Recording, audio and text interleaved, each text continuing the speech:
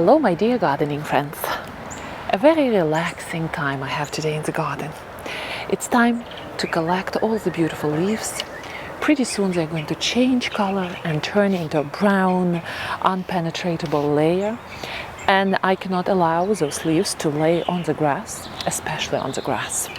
So finally it's time to put all the leaves away and clean the garden from the debris and slowly put garden to sleep for winter.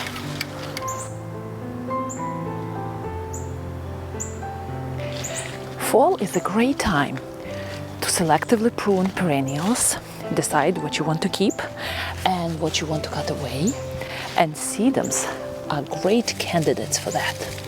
And every year, believe it or not, I look forward to trimming sedums, because when you look inside of sedums plants in late fall, there is always this hope of spring. Just look at this. When I trim all these stems, which are really at the end of their service to the plant, as long as leaves are getting brown and falling off, plant used all the energy it could from those stems, and now it's ready to go into the winter. So keep the leaves and stems on the plant as long as leaves are green. This way your perennials are using all their energy to store resources for winter in the root system. But look at this. Look at this beautiful hope of spring right here in the middle of, actually at the beginning of November. Look at this beautiful thing. I love to look at sedums new buds already set for next spring. And sedums, one of the easiest plants to grow. This sedum is overwintering in our pot here for the whole winter. I don't worry about sedum in the pots at all.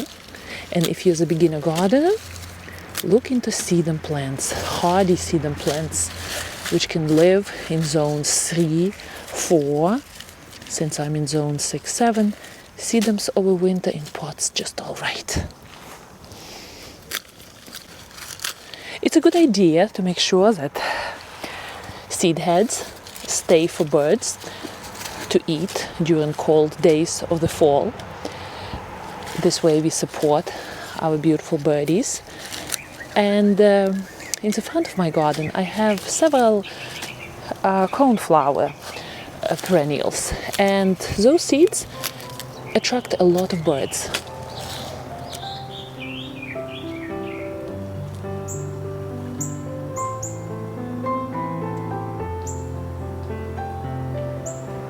Just look at this beautiful sedum.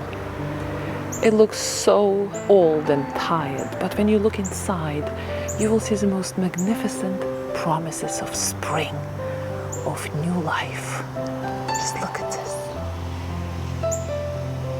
And there are drops of rain still among the new fresh buds. And they're going to lose their color for winter. They will become gray and brown, not as attractive as they are now. But then, the minute spring comes, they will be green and happy to grow.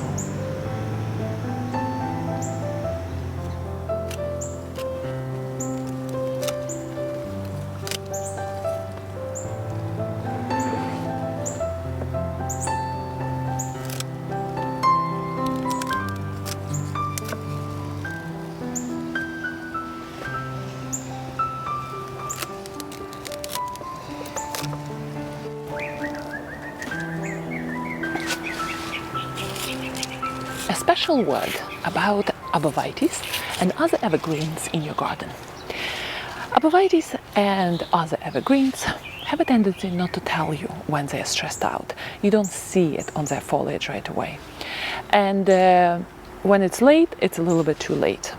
So the best thing in the fall, what you can do for your beautiful evergreens, in my case I have a lot of Arborvitaes and boxwoods in my garden, you make sure that they are well hydrated and they go into the cold season with a lot of moisture in their root system. And why is that? Well, the nature of evergreens is that they stay through winter green, so they have to support this green mass. They don't go into full dormancy, and they do need water.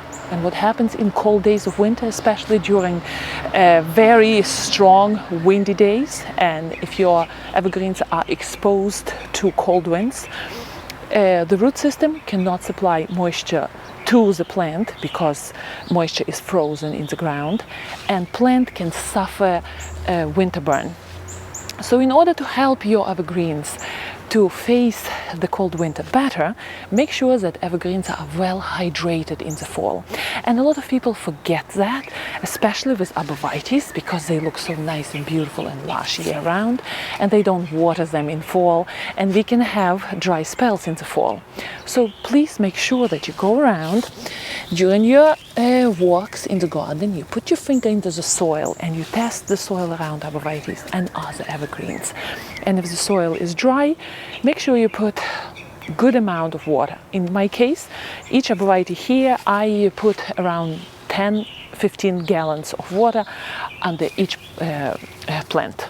So if you have a big watering can, 6-gallon watering can, make sure you put 2 or 3 watering cans underneath each Arborvitae tree, or you make sure that you run your hose and let hose produce water on a very slow current.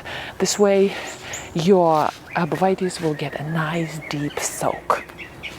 Some people use protective sprays to protect the Arborvitae foliage against cold winds. I don't do that, and my Arborvitaes are doing fine. I am gardening in zone 6-7 coastal Connecticut. And the majority of my plants are well sheltered here in the back of my garden. I have strong privacy walls on all sides here, and this side is not very windy. One more thing I wanted to tell you about Arborvitaes. Right now, in the fall, Arborvitaes don't look their best, and it is because they're changing their, I believe, 3rd-year needles, which are growing inside of the plant. And when you look inside, you can see this very unsightly brown growth, dying off growth. At the beginner garden, I can start to panic and say, oh my gosh, Arborvitaes are not looking healthy, they're dying off. No, don't worry. This is a natural process of how Arborvitaes grow. They shed their 3rd-year needles right here, and when spring comes, Arborvitaes will build up beautiful green canopy once more. So this is Arborvitaes, I would say, least attractive stage in your garden. And don't worry about it, it's fine. Just make sure you water them well.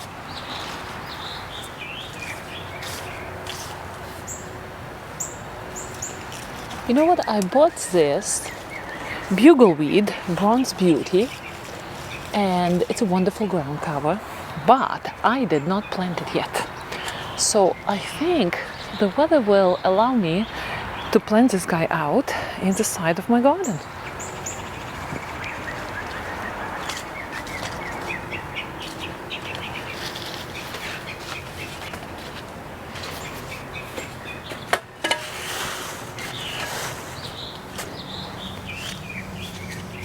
Right here on the side of my garden, I have a good space to plant bugleweed, which is a great ground cover.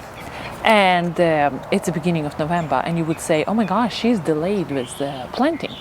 No, you can do in zone 7, you can do planting, replanting, transplanting, division up to November 30th, in zone 6 up to November 15th, and zone 5 up to November 1st.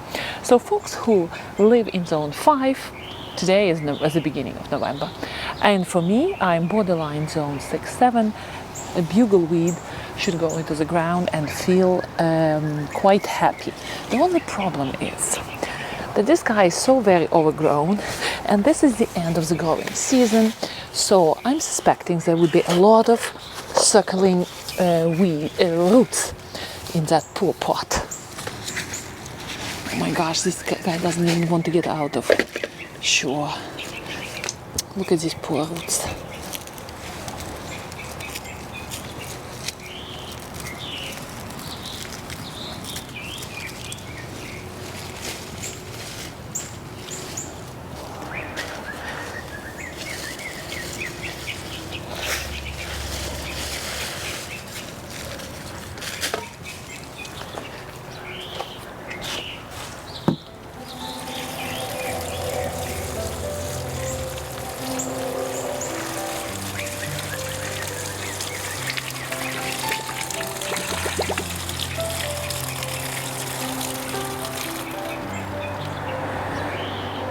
All right, my plant will be very happy for such a lovely, nice big soak of water.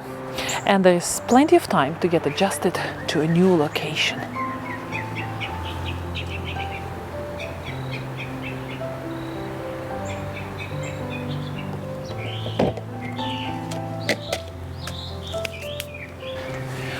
It looks like it's going to rain right now.